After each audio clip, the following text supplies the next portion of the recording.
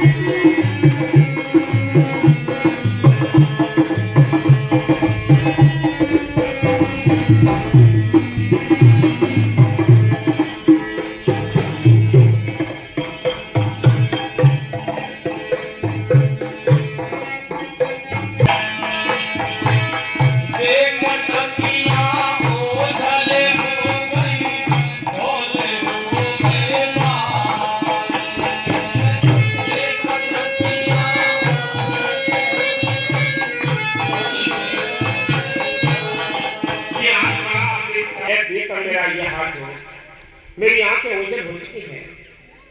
ऐ मालिक तू दया कर दे, तू कृपा कर दे, मुझे प्रेम के ये बरसात करके मेरी जो विषय विचार की जो तपन है अग्नि इसको बुझा दे।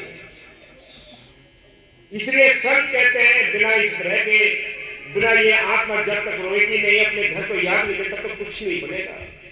इसलिए संत कहते हैं ये चीज हमें लानी है, याद रखो।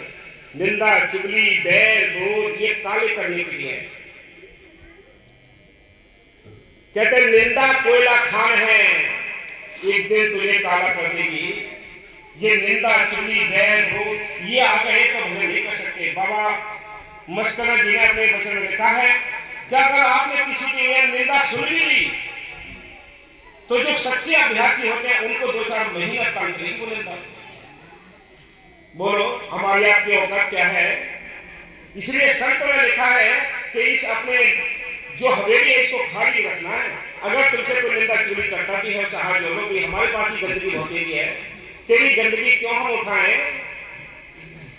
जितना कोई अगर प्रेम वाला मिल जाए 2-4 बार प्रेम की करे उससे हाथ जोड़ लो, भाई ठीक है मालिक की चर्चा करा दी, मालिक को याद दिला दी, वो तुम्हारा सगा मीत है।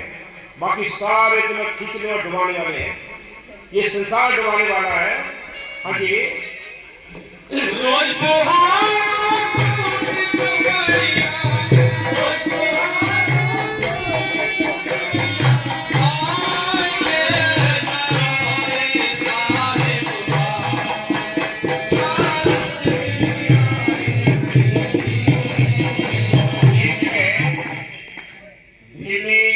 दृष्टांत आता है रामायण का।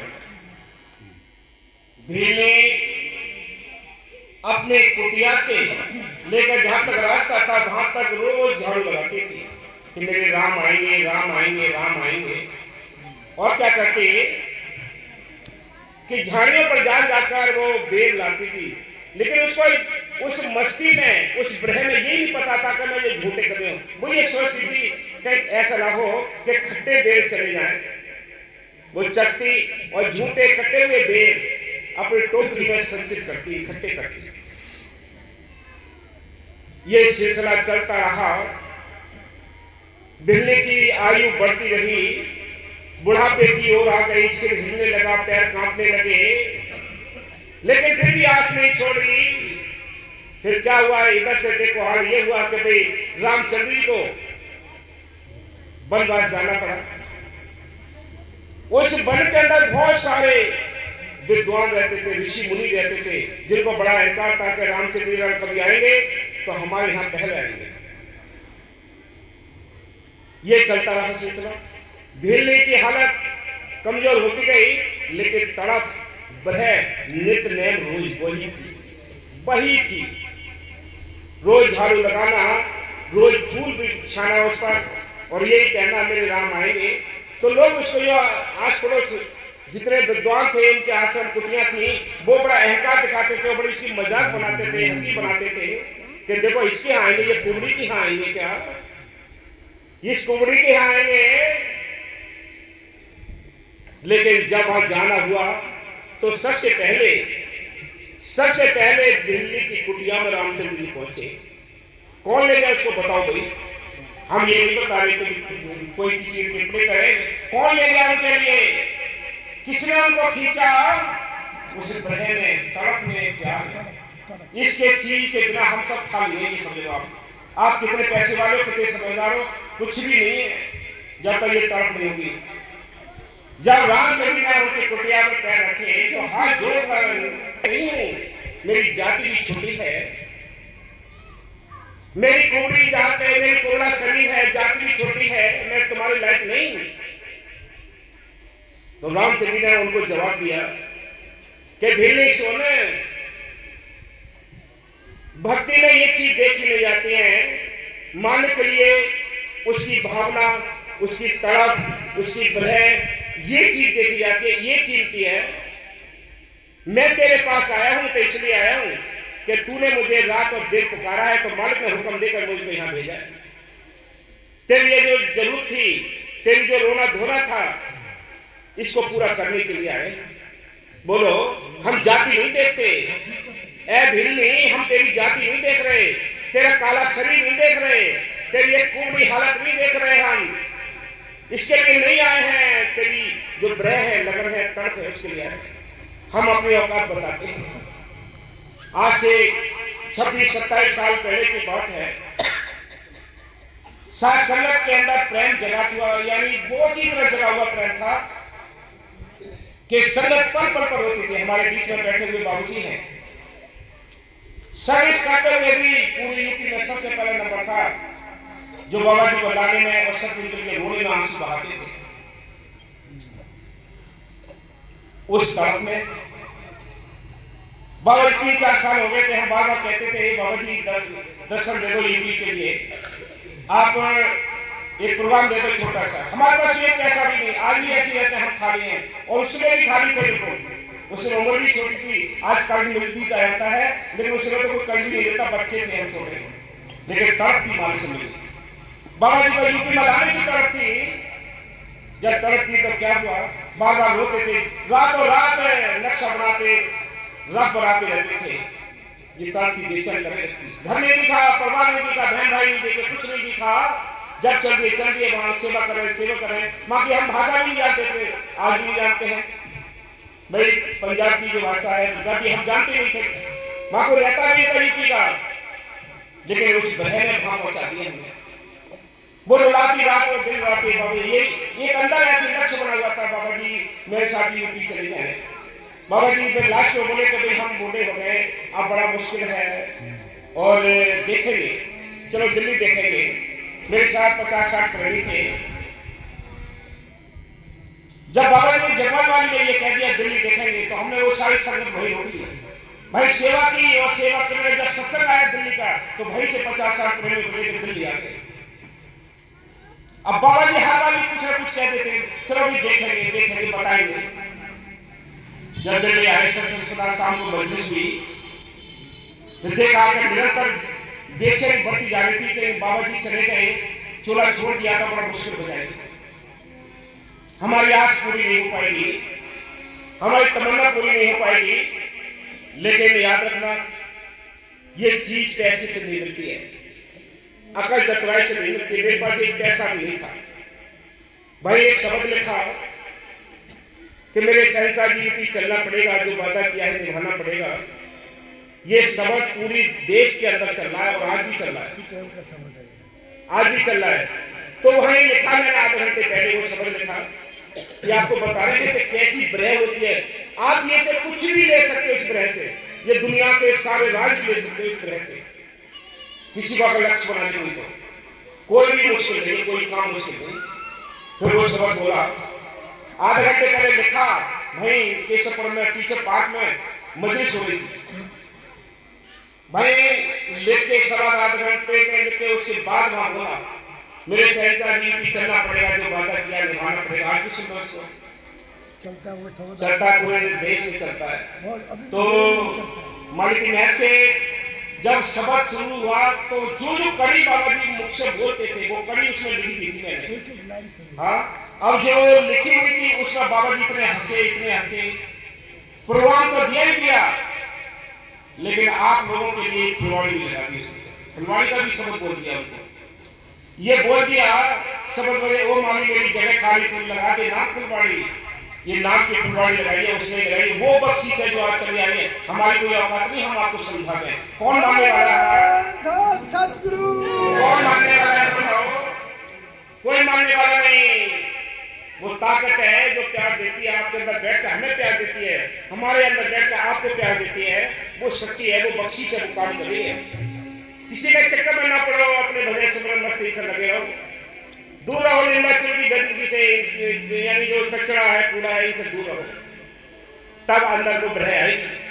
इसलिए संत कहते थे, बाबा जी ने उसी रात को सत्संग दे दिया और 6 और 7 मार्च को 1997 को हमने चलुस ने प्रोग्राम ले लिया। यहाँ यह आश्रम भी बना हुआ है। 2 दिन ये केवल बाबा जी ने, याद रखो पैसे वाले नहीं बुला सकते, नंगा बुला दिया उनको। पैसे वालों की तो बहुत बड़े खाते भरे रहते हैं, उनके पास तो खर्च करने का टाइम नहीं है, दिल है। एक पैसा पास नहीं, तारीख लेकर चल दिए वहां से। 2 दिन मिले थे, 2 दिन आधा दिन आने में लग गया, 1.5 दिन बचे। 1.5 दिन में ही इतनी बड़ी व्यवस्था होती। चंदोसी में सीता आश्रम जो मैदान है वहां बाबा जी का प्रोग्राम कराया 6 और 7 मार्च को शेख तेरेस वाले। वो बाबा जी अपनी प्यार अपनी दया में बख्श के गए हैं, जो आप लोगों के लिए जो लाभ लेना चाहे मेरे बड़ी मालिक की महर से। बाकी सत्तू की ध्यान है, बस अपना काम ले लो भाई, साथ संगत पाओगे, सब मिलेगा, प्रेम मिलेगा भाई। तो सारी दुनिया उथल पुथल नहीं है। तो ये ब्रह किसी को भी छोटा कर सकती है, किसी को भी नीचे झुका सकती है। कितना ही कोई शेर अभी कोई लाठी लेकर आपको मारने को आए और उसके सामने आप हाथ जोड़ रहे हो, चलो भी मेरी गलती है, छोड़, उसका आधा बल घट जाएगा। आप भी ढील बन जाए, छोटे बन जाए, प्रेम करें तो सारा कुछ हासिल हो सकता है। इसलिए हमारी घर से चिंता न करें, ब्रह पैदा करने की कोशिश करें कि किसी न किसी तरीके से माँ की याद बढ़ती रहे। हाँ जी।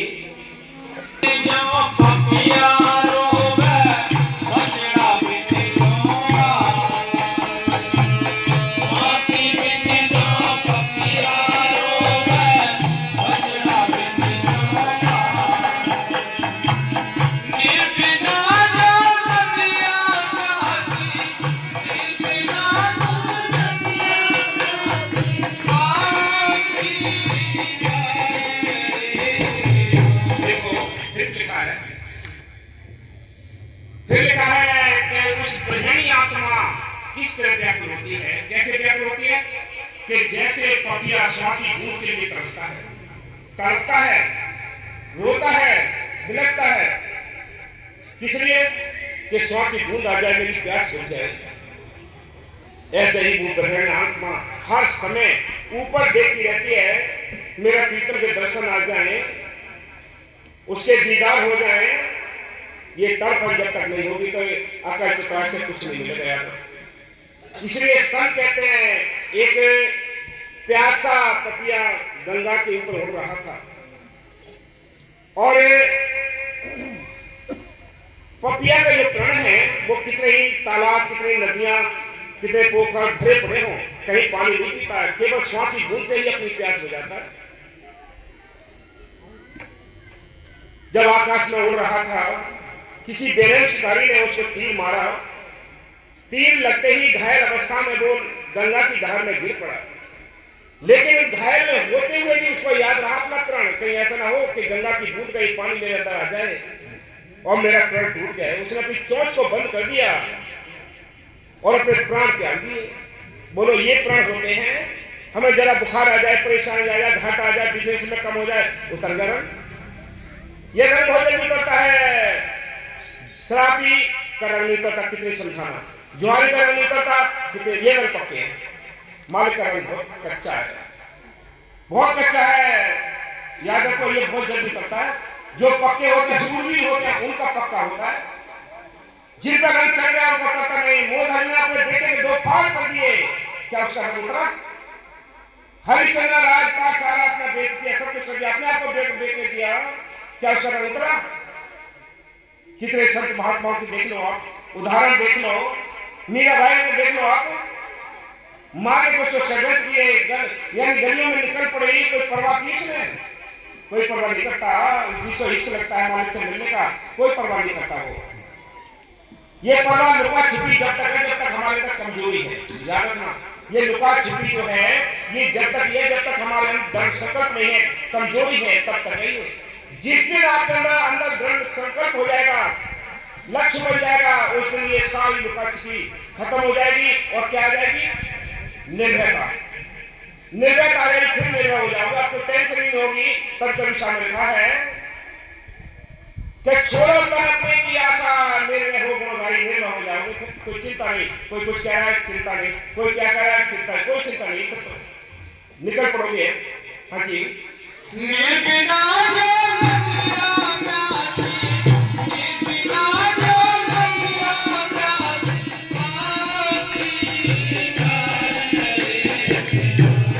देखो, नदी सूख जाए तो पानी के बिना नदी उदास होती है। कोई देखता है इसको? कोई जानवर जाता है उसके पास? कोई नहीं जाता, कोई नहीं जाता उसके पास।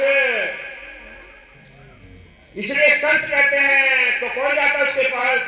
जब पानी होता है तो जीव जंतु सभी जाते हैं उसके पास, वो खुशहाली मिलती है उसको। इसलिए संतों ने लिखा है, वो क्या कहते हैं कि नदी के अंदर पानी नहीं है तो कोई नहीं देखता, पक्षी भी वहां नहीं आते, उदास होते हैं, विलाप करते हैं कि उनको भोजन भी वही है और प्यास भी वही बुझती है। इसलिए संत कहते हैं, मान की महल से विचार करो, ये समय हमारे यहाँ से निकलता जा रहा है। हाँ जी, कुसती गोरी अबुल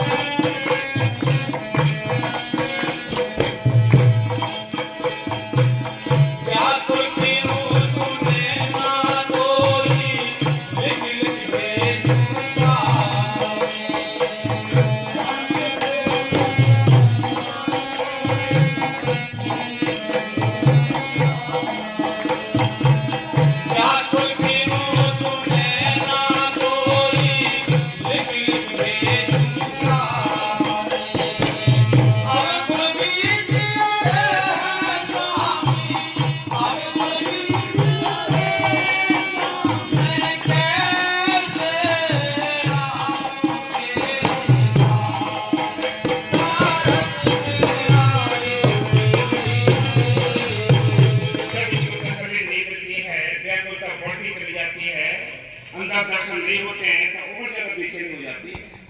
फिर सोचती है, हो सकता है भाई मेरे अवगुण हैं, मेरे अवगुण हैं, वो मुझे मालिक से नहीं मिलने दे रहे। कहती है मेरे अवगुण बीच में खड़े हैं, दीवार खड़ी है, मुझे मालिक से मिलने नहीं दे रही है। हो सकता है यही बीमारी है, इसलिए मेरे मालिक ने मुझसे मुख मोड़ लिया है। ओहो, दोनों बातें हैं ग्रह की। अपनी लाचारियों को, अपने कमजोरियों को देखना, ये बड़ी मालिक की मेहर है। कोई अपनी कमजोरियों को नहीं देखता। हाँ जी, सावन जो मेरे नैना बरसे फिर बसैया। क्या कहते हैं, जैसे सावन में बरसात होती है, ए पीता में मेरे नैनों से भी पानी इसी तरह बरसता है सावन अखबार बरसती है, ए मालिक फिर भी तू दर्शन नहीं दे रहा, मेरे रोते ही रात गुजर जाती है, दिन गुजर जाता है। ये प्यार कहाँ खत्म हो गया? घर गृहस्थी में खत्म हो गया, इस दुनिया में खत्म हो गया, ये रोना धोना सब दुनिया में खत्म हो गया, पालन पोषण में खत्म हो गया, खेती बाड़ी में खत्म हो गया, सब खर्च हो गया। मालिक लिए तो जीरो रखा है, कुछ भी नहीं रखा। एक 10% भी उसके लिए प्यार नहीं देते। जो प्यार देते हैं मालिक की मेहर से वो बड़े भाग्यशाली है। उसके लिए बचा के कुछ रखा है, मालिक के लिए बचा के कुछ रखा है तो बड़े भाग्यशाली है। सारी दुनिया उल्टे कामों में लगी पड़ी। हाँ जी, सावन गाँव मेरे नैना ये बनैया कहरा दे सब सुनो मेरे दर्द कहरा दे मेरी नैया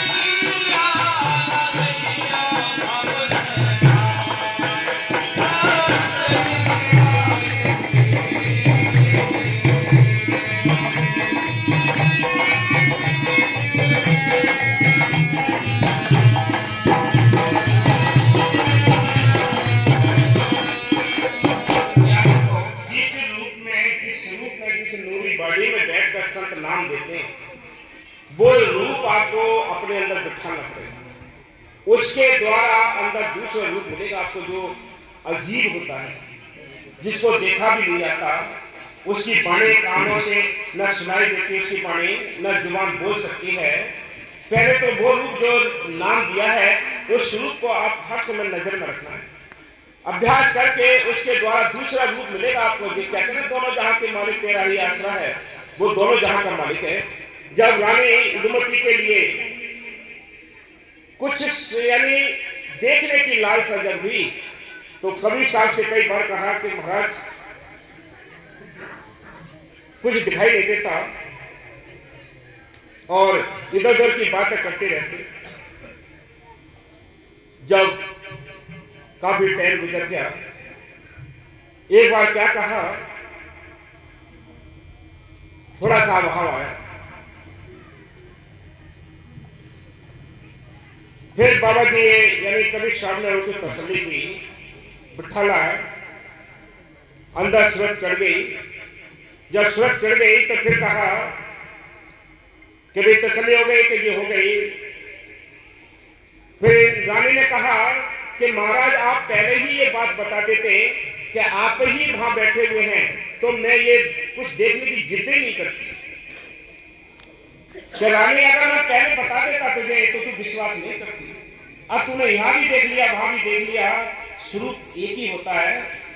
जिन्होंने जिन संतों से नाम लिया है उनकी संभाल आखिर में वही करेंगे। प्यार के लिए तो सबके साथ आप रह सकते हैं, प्यार पाने के लिए तो सबके साथ रह सकते हैं, लेकिन मालिक की मेहर से आप स्वरूप से जो हमारी संभाल होगी, जो हमारे भवसागर से पार करने वाली बाड़ी होगी, वो वही बाड़ी होगी जिससे आपने नाम लिया। क्योंकि करंट कभी चेंज नहीं होती है, मरती नहीं है, चोला नहीं छोड़ती है। करंट जो राम के ऐसे वो कभी चोला नहीं छोड़ती है। ये शरीर चेंज होता है, शरीर बदलता है, केवल करंट वही है। हमने जो बाबा जी मेरे साहब जी के टाइम, बाबा मेरे साहब जी जो प्यार देते थे, पूरी संगत में भी अगर मैं दिख जाता उनको तो रोक के तुरंत पूछते थे।